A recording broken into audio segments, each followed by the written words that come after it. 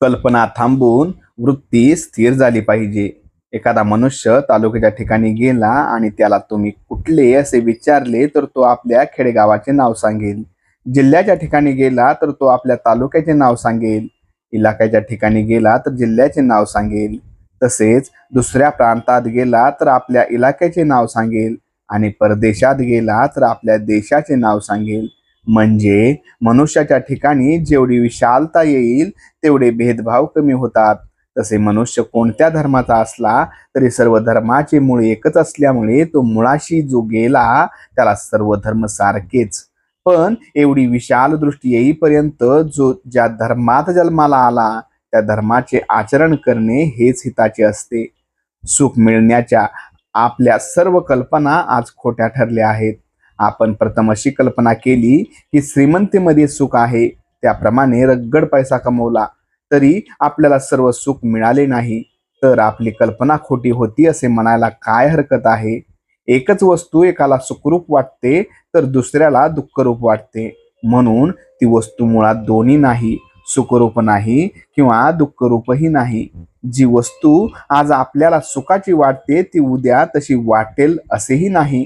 आपली बुद्धी स्थिर नसल्यामुळे आपली कल्पनाही स्थिर नाही. म्हणून त्याच वस्तूमध्ये सुख आहे ही कल्पना देखील खोटीच असली पाहिजे. ती तेवढी खरी आहे असे आपण का म्हणावे. जगातली आपली नाती आपण कल्पनेनेच लावतो. ती नाही म्हणायला किंवा विसरायला आपण तयार होतो. आपल्यावर संकट आले की आपल्याला पूर्वीच्या गोष्टी नाती वगैरे गोड लागत नाहीत. त्यावेळी आपल्याला चैन पडत नाही. हा सर्व कल्पनेचाच खेळ आहे. एका काट्याने दुसरा काटा काढावा आणि नंतर दोन्ही टाकून द्यावे, त्याप्रमाणे एका कल्पनेने दुसरी कल्पना मारावी आणि शेवटी दोन्ही कल्पना नाहीशा कराव्यात. कल्पना करायचीच तर भगवंताविषयी करूया. भगवंत हा दाता आहे, त्राता आहे, सुख देणारा आहे अशी कल्पना आपण करूया. त्याच खरे हित आहे आणि त्यानेच संसार खरा सुखाचा होईल.